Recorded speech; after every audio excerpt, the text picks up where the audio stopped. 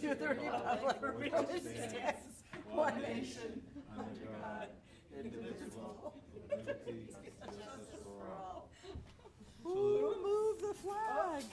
So there'll be a new janitor in this building tomorrow. Oh, okay. That's a good way to start off.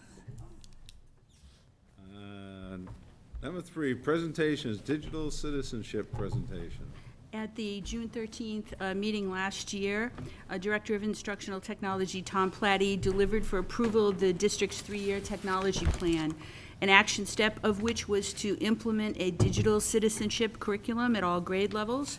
Some members of the committee are here this evening to talk about that. They have met throughout the year. They've completed the action steps, and the 3 deliverables were a digital citizenship logo with 6 key strands, student responsible use contracts for all levels, and they were included in the packet, as well as a doable activity appropriate at each grade level. So, Mr. Platty, turn it over to you. Thank you, Superintendent. I'm very proud of the efforts and accomplishments of our Digital Citizenship Committee.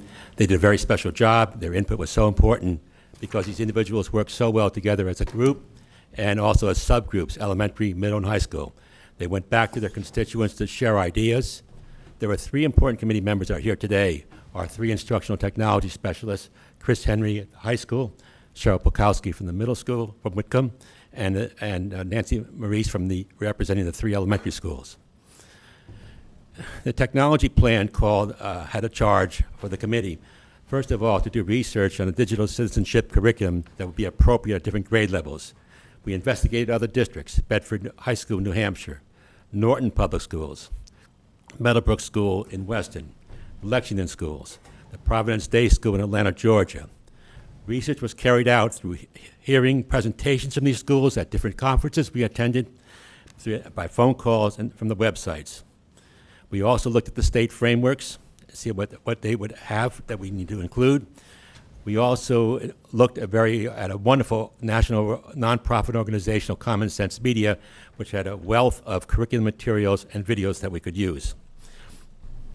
We looked to develop a set of deliverables, as was mentioned by Maureen Grulich. Our school committee's digital citizen program, and these deliverables had to reach all different grade levels. The first deliverable we needed was a digital citizenship logo with carefully defined strands that would be the same strands at all grade levels. We would deal with these strands with different degrees of sophistication at the different grade levels. And this digital citizenship logo would appear as a visual sign in all our schools' classrooms. As a committee, we came together with a strong consensus on the curriculum categories. Julie Baker, the K-12 supervisor of visual arts, who was also on our committee, then went to work. She was excellent. She came up with a whole bunch of possibilities for us to consider in terms of design in which shapes, words, pictures varied. We decided on the one before you. It's going to be held up, if you have it, as a big sign, and I have it right here as well. With these signs appearing in all our classrooms, our teachers will all have a visual to use and help guiding and coaching their students in what it means to be a good digital citizen. A second deliverable were appropriate student responsible use contracts, which could be reviewed by teachers with their students the opening week of school.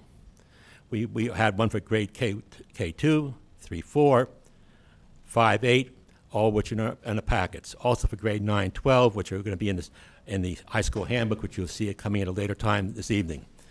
What I like about these responsible use contracts is they make sense to kids.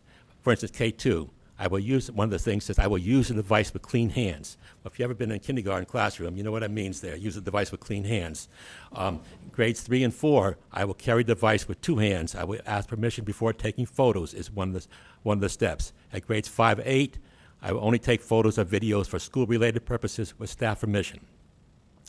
The third recommendation for deliverables were a major learning experience that we expected to happen at each level that were grade level appropriate. In developing these experiences, there was a lot of conversation in subgroups of our committee, consultation with teachers and building administrators back in their schools for feedback and suggestions.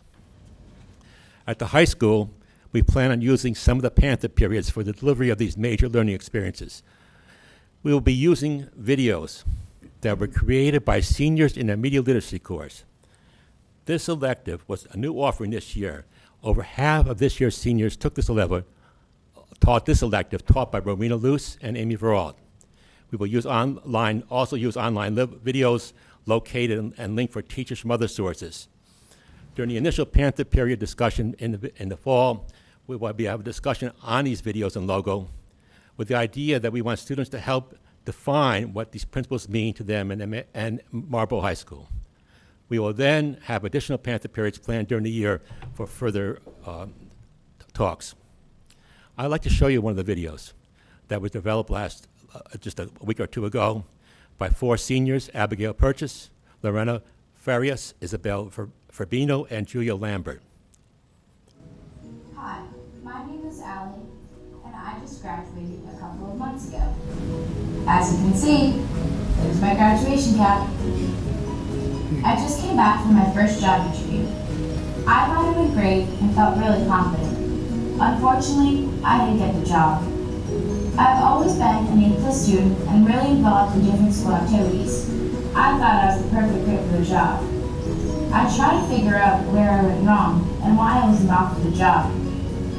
I was shocked when I got the call saying it was because of the digital footprint that I had left behind. What is a digital footprint? The information about a particular person that exists on the internet as a result of their online activity. I worked hard in high school and also had lots of fun. Woohoo, let's party. You only live once. I didn't realize I was leaving a digital footprint behind. I might have posted some pictures I know I shouldn't have. Pictures that don't reflect my of today, but pictures that influence how people see me today. I definitely made a lot of questionable decisions that I now regret. I never thought that my future employers would look way back so far on my account as they did. If I could do things differently, I would. I would change my privacy settings for first thing, and untag myself from certain pictures.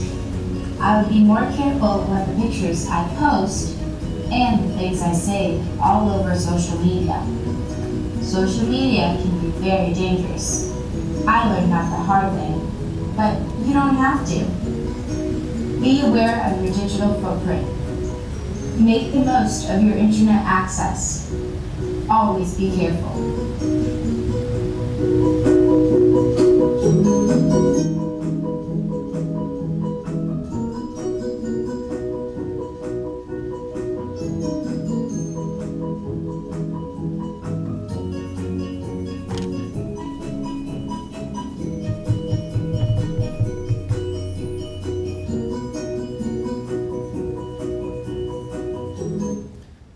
Students can be very powerful teachers. It was really good. It was really good. And this is as powerful a video as I've seen produced professionally by Common Sense Video. And we're certainly going to be using some of the videos we see.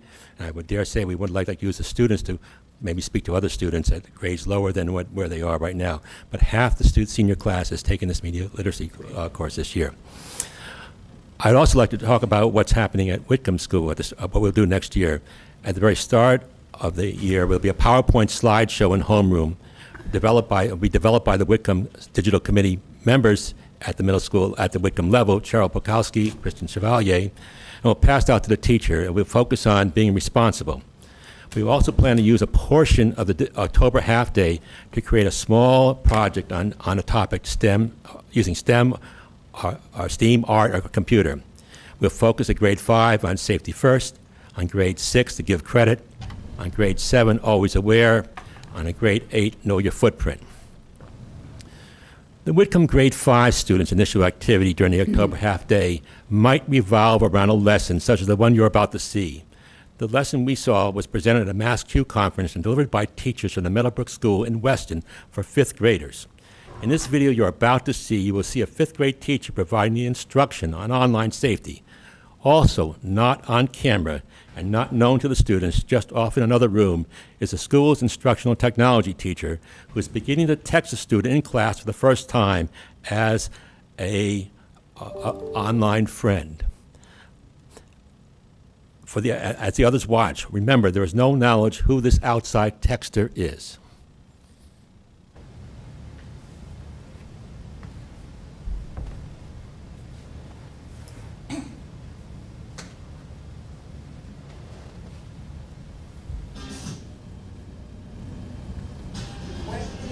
question that her online friend is asking is, what's your favorite sport?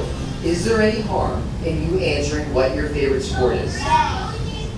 Is that personal information?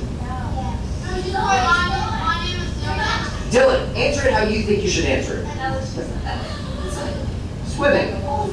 So she's answered her question honestly. We know that Dylan is a swimmer. You swim like on a team. Dylan, you swim on a team. Okay. Yes. She swims on a team. Online friend is typing.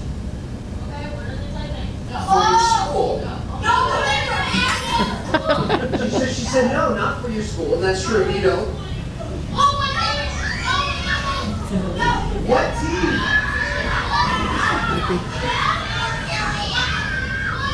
Dylan, what are you going to do? Dylan, how do you think you should answer this? He's typing. Let's see what he's saying. What team? Here's the question. Hey, what's your email address? I have an awesome game to send you. You'd love it. Ellie's writing, sorry, I can't tell people my personal stuff. Oh, come on, man. You can trust me. Ellie said right here, sorry, not right now. She just deflected that question. That's a really good way to do it. It says, last name before she married my dad was Farnsgiggle. Do you know what your mom's last name was? So if somebody has your mother's maiden name, that bit of information, it gives them that much little bit more of information so that they can potentially do what to your accounts. He just sent a link to this song right here. It is Huey Lewis in the News, The Power of Love. And I have to say, Ellie, what did you do to the link? You just clicked right on it, right?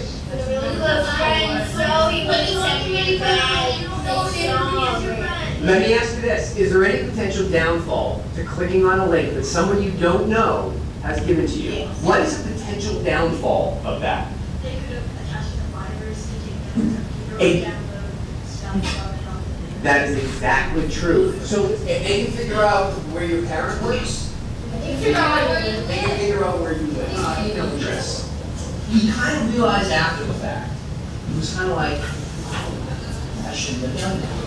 I wish I hadn't done that. What should we do?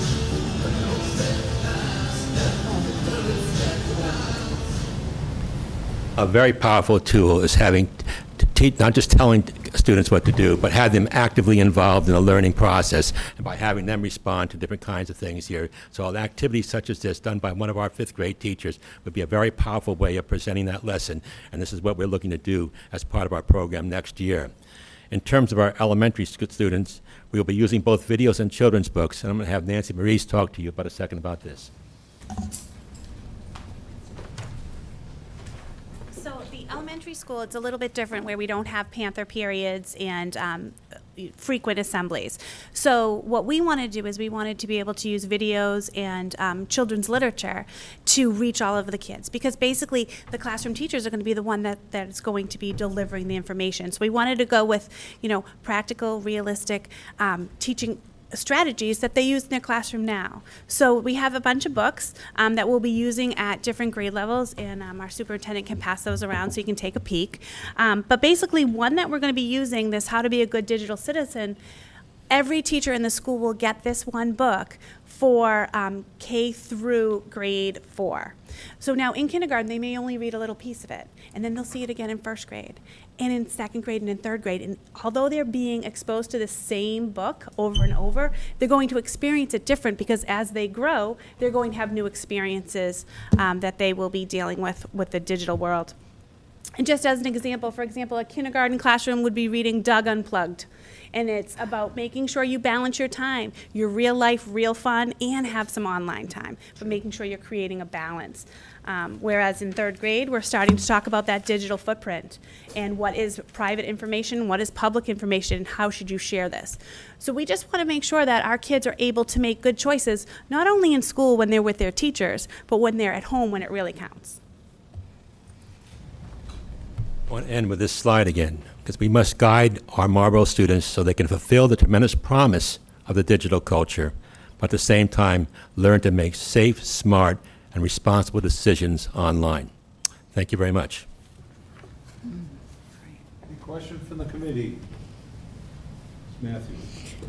I love these books, some of them are, and I love how they're age appropriate.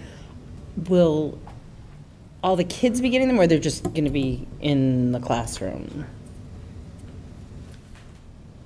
So the way that it's going to work is each grade level will receive the book. So they'll be read aloud in a whole group situation so that they can have discussions and talk about, for example, when any good teacher, when they're reading, you're doing connections to your life, connections to other text. So kids tend to remember stories more than they're going to remember a PowerPoint. So that's what we thought this would be a really great way to jump off of the information in the stories to connect it to their I experiences. just think it's also helpful to some of the parents out there too that Absolutely. are not completely aware. So that, yeah, the story is great to bring home, but the evidence of the story too. So Absolutely. that We changes, also but have I'm sure there'll be website handouts. for the elementary teachers where all of the information they need to carry out the lessons is provided for them. That's too. great. Terrific. Thank you. That's great. Any other questions? Seeing none, thank you very much. Excellent. Thank you so much. Nice work, thank you. Great job. Superintendent's report. Thank you, Mr. Mayor. In your packet is a copy of the letter that Principal Daniels received dated April 30th, 2018 from NEASC's Committee on Public Elementary and Middle Schools relative to its status in the continuing accreditation. The letter states that at the board meeting, the commission reviewed the special progress report and is continuing the accreditation. Some of the areas of commendation include the initial stages of developing school-wide academic expectations, the implementation of a school-wide STEAM program, the implementation of one-to-one Chromebooks, team-based interdisciplinary units, enrichment programs that offer exploratory and student choice, and finally the implementation of FAST, as we call it, which is the formative assessment system for teachers, and this targets students in quick, real time that are in need of intervention. The next step in this process, you might ask, is what? And that is the submission of the 5-year report. Remember, this is a decennial process, and the 5-year report will put us right at the midpoint for Whitcomb, and I would like to congratulate Principal Daniels, the administration, staff, students of Whitcomb for this progress in the NEAS process, especially Karen Savaskas, I think, who has chaired that committee nicely. So well done. The Mass Spring meeting, I want to thank Assistant Superintendent Mike Bergeron and Mary Murphy, who joined me last Thursday at the Superintendent's Spring meeting. It was action-packed and very informative and slightly emotional meeting. Keynote was Steve Vinter, and he talked about the essential question of why we should teach computer science in schools, and he's the head of Google Boston. That wasn't the emotional part. The emotional part was the topic of school safety and student voice. We were joined by a panel of amazing students. They were by far and away the best part of the day, I thought. Students from Marjorie Stoneman Douglas High School in Parkland, Florida, members of Boston's March for Our Lives, and Project 351 ambassadors. And they spoke really about safety, about the issues that have been taking place, and about how to harness their student voice and leadership in mobilizing for good for their school and their fellow students. Also, newly appointed Commissioner Jeff Riley addressed the group with his broad strokes about his entry plan. And for me personally, we had a luncheon and 24 retiring superintendents, and I got this lovely watch emblazoned with the Massachusetts Association of School Superintendents logo, even though it's a little mannish, but that's okay. Superintendent Annual Performance Evaluation. Good in Indiana. It'll look good in Indiana. Thank you, Mr. Mayor. The evaluation process, even though I will not return next year, I wanted to complete the process. It's important for me as well as for you, I think. So it looks like a long document. It is a long document, but it's a running document starting with the goal setting and followed by the mid-cycle progress on goals. So the part that you should focus on is the end part of each of the goals: professional practice, student learning, and district improvement. And that would be the portion titled End of Cycle Progress on Goals Review. And that's included in your packet as well. I'd like to take the chance right now to thank Heidi DePercio for her service this year. This will be her last meeting. The following 2 meetings will be after graduation, so you may take your name plate, but not the gold frame. I've been told by Mrs. Sibilio, make sure you keep the gold frame. We have a watch for you, Heidi. No watch, no watch. This is my watch. But we wish you good luck at Boston College and in your education career. We hope that you come back and think about settling and coming back to the Marlborough Public Schools. I wanted to commend you for the work you did today. I had the pleasure of being at the Global Competency Certificate Portfolio Global Focus presentations. There were 6 students. One of them was Courtney Matthews as well, and I'll talk a little more about it in the next superintendent report. Heidi focused on access to education for women in developing countries. It was a well-done presentation. I thought all 6 of the participants were well-poised, well-informed, and you did a great job. So thank you for everything this year. Thank you. I had a lot of fun. Good. That concludes the report. It is. Assistant Superintendent Bergeron. Thank you, Mr. Mayor. I'm attaching the balances from the food service account, and as you notice, they are starting to get a little bit higher than they were last year. Right now, they're at about just over $3,000. Last year, they were just about $2,300. So I am going to plan to meet with the Director of Food Service and talk about how we can try to address that. This is the first time the balances have really shown any movement from where they were last year. So we'll take a look at it and see what we can do to collect some of those balances. 2 things that didn't make it to my report that are pretty important is that we did recently have an audit by the food service department at the state. They come in and they do a top to bottom look through our program. They look at everything from menus to calories to finance to everything under the sun. So we have submitted any corrective action to anything they found, which was rarely much of anything this time around. We were very pleased with the report. So we are submitting that back to the state for their review.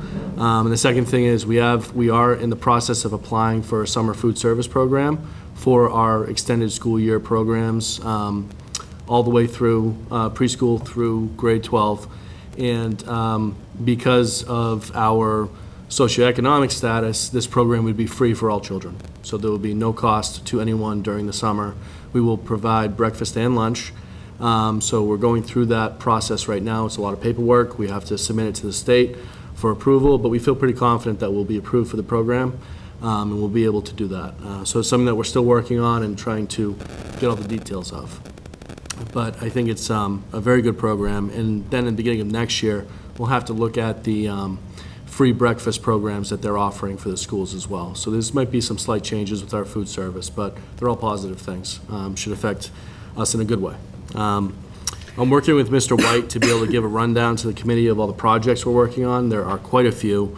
And what I'm hoping to do is provide you a list similar to what I've done in the past of all of the types of projects we're working on. I know we met today about 2 capital projects at the high school. One is to replace the lighting in the Little Theater. That has been long overdue. That's a project we're working on. And the second is to upgrade the lighting and the piping, the electricity in the camera studio for production. So that way, that has also been long overdue. I think it's over 20 years old. So those are 2 projects we're working on. I am meeting with Mr. White and Mr. Gibbs tomorrow morning to talk about additional cameras. So we're plowing through that capital list as best we can. So with the approval of the bond for the new school, we will be taking down the adventure course that's on the field right now. So I've contracted with a vendor to come and start to take that apart and take it down. It'll probably happen at the end of this month, or into early June, where they will take the poles out. We're going to keep the poles and all the equipment because our goal is to get it back up in a location that it'll be permanently at in the future. And those poles are pressure treated wood, so we don't want to get rid of those. Those are very expensive. So I'm working with Mr. Galoni to try to find the best possible site in the city to store the poles while we're in construction, so that way we can get that site back up as soon as we can for the high school. So the other thing is some of our capital discussions. One thing I'm going to be asking you to do today is to declare some technology obsolete. We've done this before. We have some Chromebooks that are now 4 years old, 4.5 years old, and I'd like for you to declare them surplus so we can move them on. There's a plan in place to be able to allow outgoing seniors to take a Chromebook with them. So we'd like to declare them surplus so that way we can have that ready for graduation. I'm also submitting transfers tonight. I try to keep them to a minimum, but it's starting to get close to year end and I need to start getting on the transfer wagon again. And I need to, probably the next couple meetings, I'll be bringing transfers almost every meeting just to close out the year and make sure everything goes smoothly. Any questions? Can you just clarify the free meal program that you talked about in the summer? Is that just for students that are attending summer school programs? Yes. So that's concurrent with the program that the city does to provide free lunches at varying places around the city? I believe so. Yeah. Ours is strictly for the school day. We have a shortened school day, so it would be like an 8 a.m. breakfast and a 11:30 lunch for most of the sites. Summer We'd only be schools, operating out of camps. 2 sites. Yeah. Oh, what are the 2 sites? Jarrick in the high school, and then we will deliver meals to this school because there's not going to be as many kids here, so we don't have a full-service kitchen. So we will operate in a separate site and bring the meals here. Great, thanks. Any other questions? Seeing none, minutes of April 10th, 2018. Motion to approve. Motion made and seconded to approve. Any discussion? Seeing none, all those in favor? Opposed? Carries. Minutes of May 8th, 2018. Motion to approve. Motion made and seconded to approve. Any discussion? Seeing none, all those in favor? Opposed? Carries. Public participation. Any public participation? Public participation. Seeing none. 2018-19 Student Handbook Planner changes. Principal Caleri, if you'd want to come up, I think you have in your packet some highlights of the changes, and Mr. Caleri will talk about the changes and entertain any questions you have. Sure. Thank you. You have in front of you, at least you should have in front of you, a copy of the proposed handbook for the 18-19 school year. And with that, there's a summary of changes. I wanted to highlight a few pieces. I didn't want to go through all of them, but some, bless you. Some that are of particular of note. I'll start toward the end of the document, given the earlier presentation from Digital Citizenship Committee. So toward the end of the document, we included the Digital Citizenship Contract that was presented to you this evening. In addition, building off of what Superintendent Grulich had mentioned about the Superintendent's Conference, talking about safety, school safety, we had added a piece in there to declare that the high school follows an ALICE regimen. So you'll notice that we identified that on page 81 of the handbook. And we had also added a honor code to update what was our plagiarism policy, because we discovered that we didn't have clear definitions in our handbook for plagiarism, academic honesty, cheating. So we updated that to reflect proper definitions so that we could use those as part of honor society projects or processes and determinations, as well as for potential disciplinary and, more importantly, educational components to identify proper researching, writing, what is appropriate, what is not. So that'll become a focus of conversation going into next year as part of Panther period discussion to go through an honor code as part of the process. In addition, if you recall, last year we had proposed a new bell schedule, and as part of that agreement we had part of the memorandum of understanding with the union, with the MEA, we had a joint scheduling committee that was formed at the beginning of the school year, or more importantly toward the end after the contract ratification process took place last year. And as part of that process, a subgroup of members of the MEA and from the administrators met, I think, 6 times during the span of the first half of the year to go through our new schedule, to identify areas for concern, areas for change, and so on. And so what you'll see on page 9 in the handbook that you have is a revised version of a bell schedule. And that is in response to feedback that we solicited from staff and students early in the year. So we had reviewed the schedule and its implementation at the beginning of the school year, and then met frequently over the span of the winter and into early spring. We developed a survey to administer to students and staff and collected feedback from folks about the implementation of the schedule. And by and large, it was positive. The biggest piece that came forward that was of interest for change was the predictability of the rotation. And also we had some issues with having 2 periods drop in a day. It made some challenges for our scheduling process with Panther. And so what we decided to do is to make things a little bit more predictable. So you'll see the schedule that you have on page 9 shows a similar split rotation. And instead of it being a 6-day rotation, is now a 7-day rotation with 1 period that is dropping each day. And then what we do is we have moved Panther to a day of the week. So, for example, if we choose that Panther period is going to take place on Wednesdays, then whatever schedule is on Wednesday, we will run, and we will just make it a 7-period day and insert a Panther period in the middle of the day. All the classes will be approximately 48 minutes in length. This satisfied all members of the committee in response, and we also put this back out to faculty. We are going to share this with students before the end of the school year. We wanted to wait until seniors were gone to have this conversation with the students, since those are the ones that are going to be returning. And this schedule has been the part of the process moving into next year for scheduling students into classes. One question that I anticipated might come up with this, with the change in the schedule, is what impact would this have on potentially on time on learning. So that calculation I have, and I have it broken down in detail, but the short of it is the difference between our current schedule and our new schedule proposed for next year is 5 hours. So we go from 1,017 to 1,012. So still well above the 990, and that includes all of the staggered openings, late starts, early releases, all of the potential pieces for PSAT, MCAS, final exams, semester exams, etc. So well within parameters. So that being said, I just wanted to highlight a few of the elements from the handbook that were of significance in terms of changes, but I'm opening up to any questions that you might have, Mr. Mayor.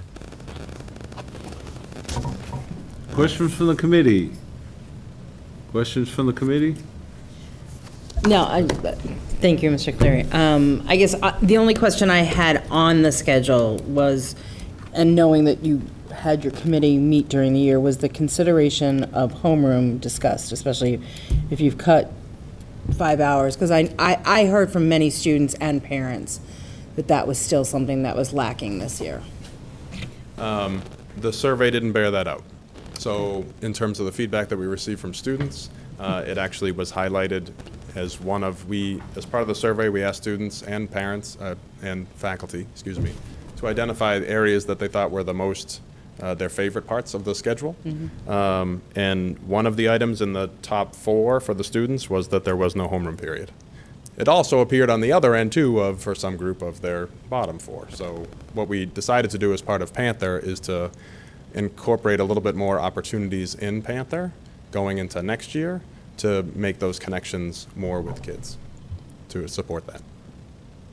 And that brings up another question I have, is that how, I know you didn't like ELB, and I know that was part of the driver to switch to Panther period, but was there did you feel this year that there was an added benefit to Panther and as much a more stringent day than there had been previously with ELB? And did any of the, as an example, the STEM teams in 9th and 10th grade, did they lose that opportunity for their project times and things that they had had previously? There were some challenges in terms of the scheduling process at the beginning of the school year. People were adapting to that.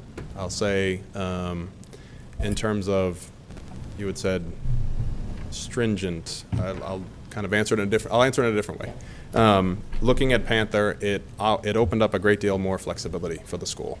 So in ELB, we had 30 staff members who were available to support students during that time. In Panther, we have 75. So in terms of opening up opportunities for students to get additional supports and kind of talk through some of the core values that we did at the beginning of the year, offer up advisories, put up survey pieces, that was much more successful than in ELB in the past. So that was a plus. We had to, we made some adjustments with both teams in terms of project-based learning, so there was some time juggling that had to take place.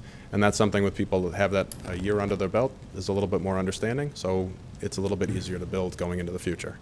In addition, by shifting from a rotating schedule where Panther shows up on a day 3, that kind of makes it a little bit more whimsical in terms of what day of the week it shows up. So it might be on a Monday, and that might not work for people, or it might be on a Friday. So if we commit to a different day, this is the committee felt very strongly about, if we commit to a different day of the week, it makes it much easier and more predictable.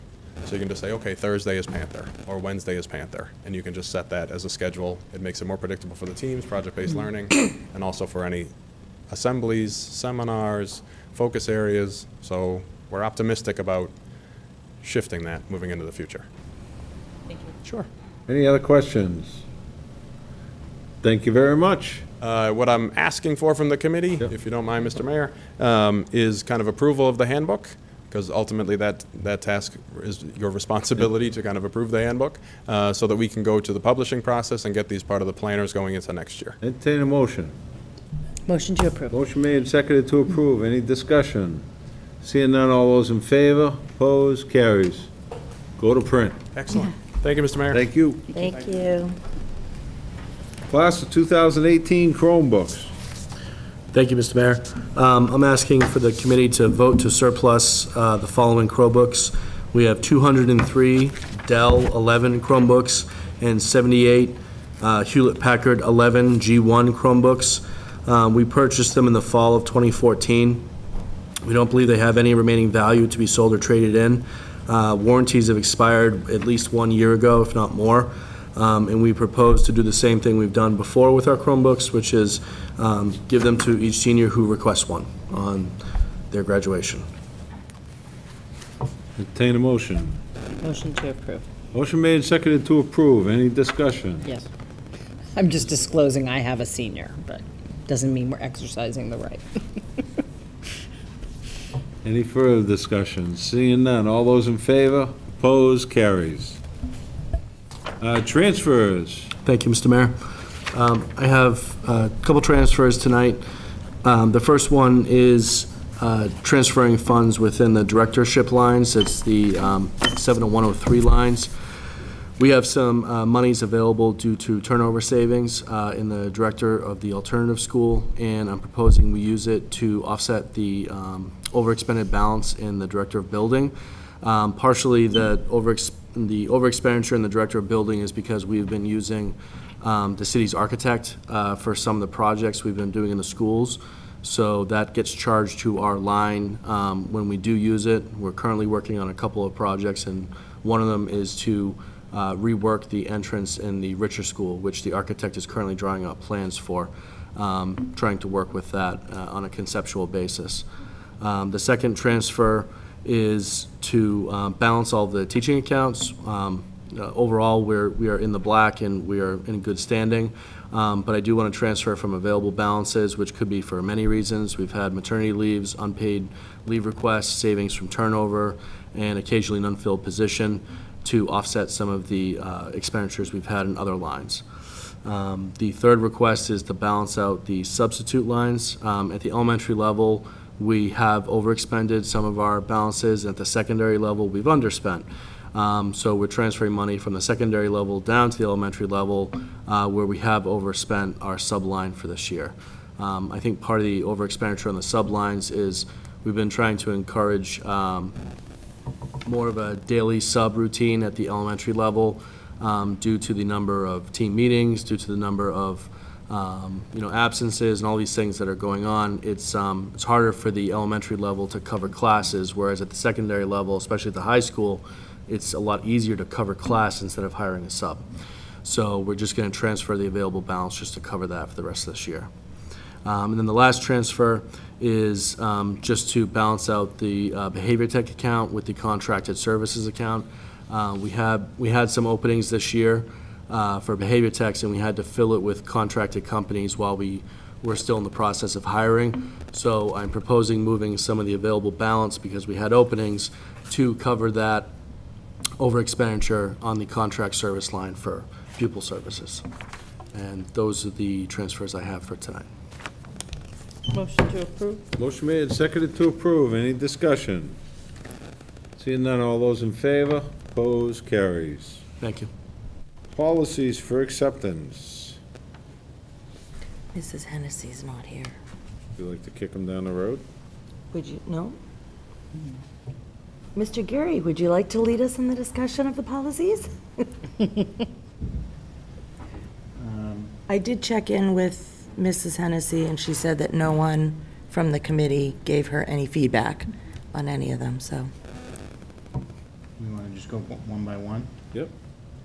Well, are there any changes or anything? I can read them down. No, I don't, that's fine. On policy 1.3, bullying prevention. Do you want to vote on each one individually? We can do them Yeah. all together? We Yeah, can do because them I individually? do have questions that you can Okay. answer, that's why she Okay. didn't get them. Okay. So motion to approve 1.3 is presented. Motion made and seconded to approve 1.3. Any further discussion? Seeing none, all those in favor? Opposed? Carries. Policy number 1.4, harassment. Motion to approve as Motion presented. made and seconded to approve. Any discussion? Seeing none, all those in favor? Opposed? Carries. Policy 8.030, residency. Motion to approve. Motion made and seconded to approve. Any discussion? Yes. In the, okay, on 8.03, in the fourth paragraph, actually, fourth paragraph, it talks about the principal until, until graduation, the fourth line. And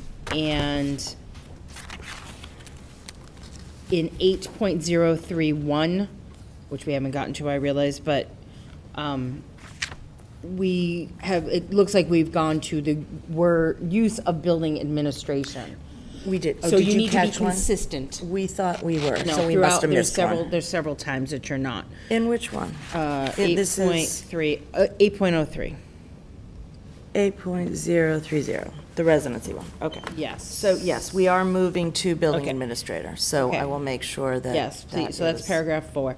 The next paragraph, there is mention of the Director of Pupil Personnel Services. We don't have that position, so that needs to be put into the correct position, which is, what do we want to call it?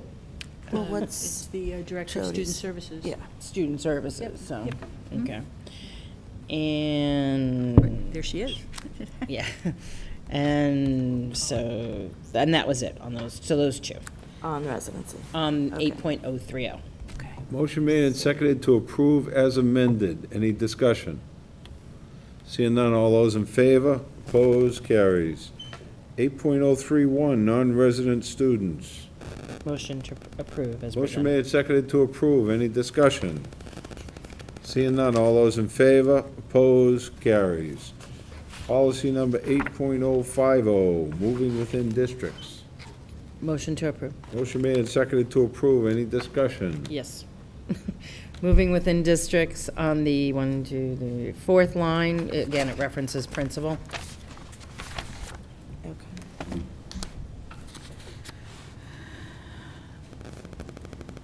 Got it. That's it. That was it. Motion made and seconded to approve as amended. Any discussion? Seeing none, all those in favor? Opposed? Carries. Policy 9.5, fundraising, donations, grants. Motion to approve? Motion made and seconded to approve. Any discussion? Yes.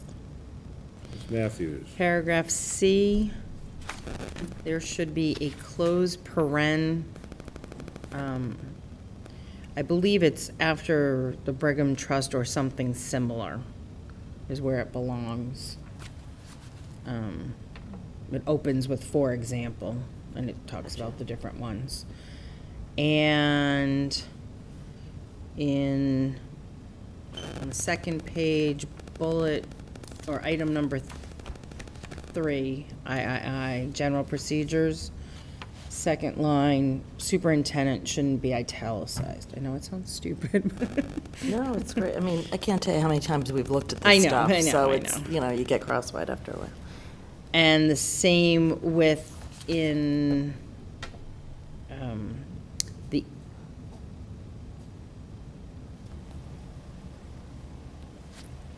there's a little confusion. It has A, B, and C participation of this section. Oh, I'm sorry. Okay, now I got it. Unless to pre-approval. All right, that's a little bit confusing. But I guess, and the only thing is such submission should be 30 days in advance of the planned activity or grant donation submission if possible. And my only fear is, are we saying that if they don't come to the school committee at least 30 days ahead of time, we're not going to grant it, or? Well, I think that's what the if possible I is, know, yeah. I mean, I if know, it's something that they clearly should have brought it, then maybe we won't. Okay.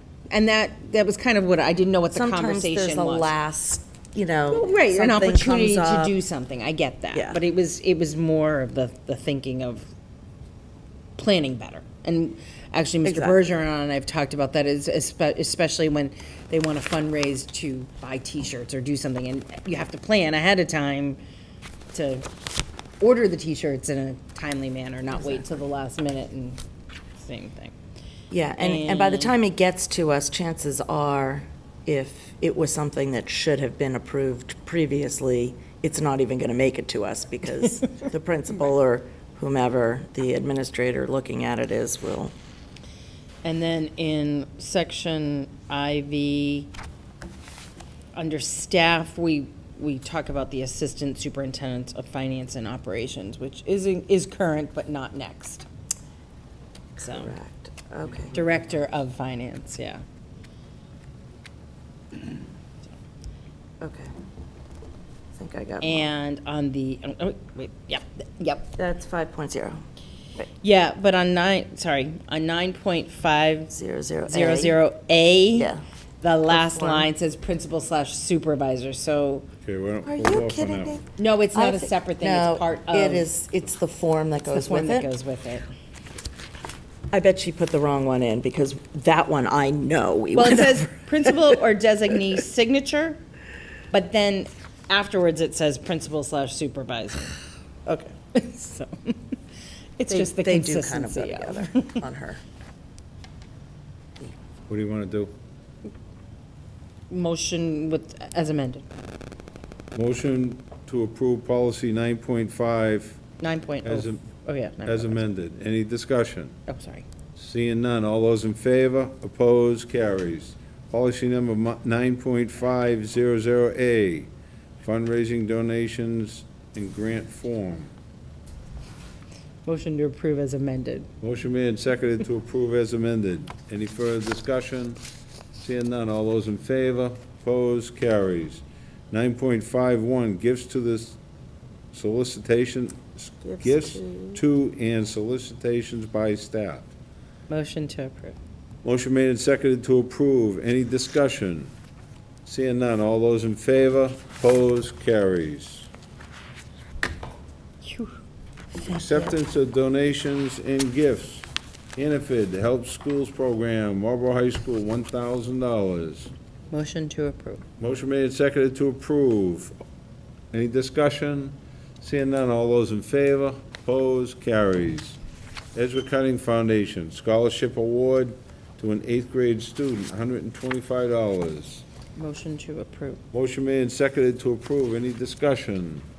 Seeing none, all those in favor, opposed, carries. Thank you very much. I'm sorry. I have a question about that. Sorry, I'm a little slow. Okay. So they made just a donation, and then who gets, how does that get chosen? The student? Is that at faculty awards or 8th grade graduation, or? Oh, it's a test. And it's in a different subject. Yes, every It's year. in spelling. Rotates. Yeah, okay. Yes, and so it's usually the 5 top scores each get a cash award of $25. I see. Thank you. And that's presented at the moving up. Yeah, it does say the moving on ceremony, but I couldn't quite figure out how June 19th. it happened. Great, thank you. Any reports of subcommittees? Matthews? No, I'm just looking for you. I just want to report out that we have reached a tentative agreement with the behavior technicians. They have ratified, and it will be on our agenda for the next meeting. Thank you. And that we are continuing negotiations with the secretaries and the paraeducators. And Unit B. And Unit B, I'm sorry, yes. Thank you. Any other reports of subcommittees? Seeing none, members forum. Any members? Ms. Bodenhenger. So, as Mrs. Grillick informed us that, and gave us in the packet, she completed her portion of her final evaluation. And then the question is, what do we do moving forward with that?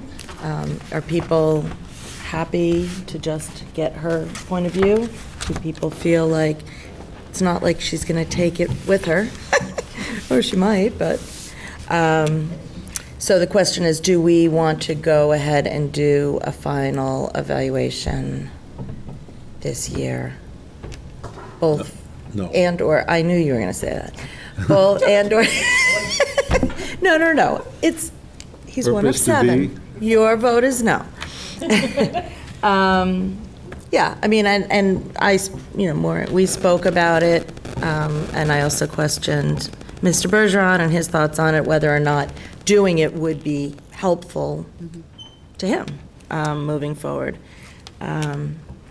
Neither of them thought that it was that important, although he did say, you said it wasn't necessary, but that it would be helpful. And that's why I said no, because they told me it wouldn't be helpful. I needed to finish it, though. To me, that was important. Absolutely, and I appreciate that. that. Necessary to do something else. Did I put words in your mouth? Good. All good. I do think we should have an opportunity to sit down with Mr. Bergeron, though, and give him our expectations. Oh, that's absolutely going to happen. We need to start coming up with potential dates for that. Absolutely. They're the same 2 things I had for the last 4 superintendents, so. Raise the scores and get rid of the bad teachers. I know that. And responsible budgeting. I think that's, Well, and it's also a two-way street, because there are things that he's going to need from us. Yes. So, that's not just. Any other members? No, I know she's done. So have we made a decision, or what are we doing? Anyone feel compelled to do the evaluation process? No? I see none. Would you be disappointed? I would not be disappointed. Okay. Thank you. Mr. Bergeron, do you want us to do a final evaluation on Mrs. Grulich? Someone's going to need to. Excellent. Oh, you still have to press the button. Yes. Still have to press the button. Excellent point. What So- we presented to you at the last meeting, the data for the previous year was 100%, and the superintendent is a person. You're absolutely right. So We'd like to be like Ivory Soap. 99 and 44, 100% pure. Really, all that is required by DESI is the 5, right? The 4 and the 1. Which is what you did last year in Teach Point when you logged Correct. in. Yeah. So we could, in fact, do that, not have to go through every single one if people can. I'm happy to do either. I'm happy to So, do but that. you're right. We do have to do that. Thank you for reminding us of that. Thank you, Mary. Compliance officer We want to over be there. 100% compliant with the. Well done, Mary. Okay. Okay. That so was real we're going to do that. definitive. I will alert you all as to what you need to do. Thank you. And then I also wanted to extend my congratulations to Mr. Percio. And I was disappointed to know that your presentation today happened and I didn't know about it. Could you just tell us what your project was and what your presentation was on? Yeah. And maybe let folks know what it is that we're even talking about. Okay, yeah. So Global Competency Certificate Program. The requirements are that you have like a global experience. So I went on the Italy trip, so did Courtney. And so you have that, and then you also do different reflective essays on world issues. And then what we presented today was our big focus project.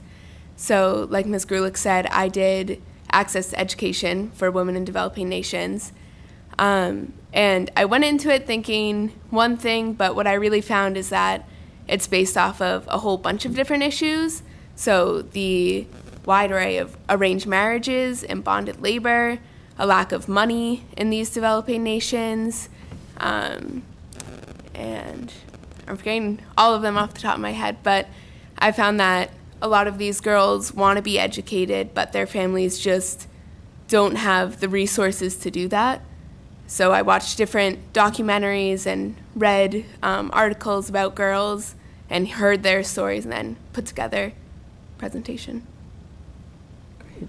And now, how did you choose that topic? Did everyone have different topics? No, it was completely up to us. So everyone did end up with different topics. And I chose that, partially because I'm going into secondary education, so I wanted to learn about what education was like throughout the world, and then also because education has always been just a constant, a very stable thing in America and in first world countries like this. And so I wanted to learn about what it was like for someone where they need to fight to be able to go to school. Terrific. Thank you. I appreciate that. That's it for me. Any other members? This is Matthew. I too wanted to say congratulations to Mr. Percio and the class of 2018, since we will be attending graduation before we come back again. Indeed. And Mrs. Superintendent Grulich's final graduation. I will wear orange and black. The men have already told us that, apparently. I didn't get the memo. No, and wish everybody a safe and happy Memorial Day weekend. Ah, yes. Great. One reminder, the city scholarship applications are due on Friday, so any students out there that want some money from the city, we'll be giving out $500, $1,500 scholarships, but the applications need to be in by Friday. And budget was approved by the city council last night. Want to thank Councilor Ossing and the council for getting that done quickly. There was no one that showed up at the public hearing. And I also had a meeting down in Boston today, and as the state budget goes through, it's obviously an election year because everyone keeps adding more stuff, and luckily a lot of it has to do with education. So we're hoping to do a little better than originally anticipated with some of our Chapter 70 as well as our circuit breaker. So good news all the way around. Fantastic. And to segue to that, just to let everyone know that on our last meeting of the year on the 26th of June, Senator Eldridge and both Representatives Gregoire and Gentile will be here with us and can report back on the budget. Should be done hopefully by then or close to it, and better be. And so we'll get an update from them on the status. Any further discussion? Seeing none. Move to adjourn. Motion made, seconded to adjourn. All those in favor, opposed, carries. Thank you very much.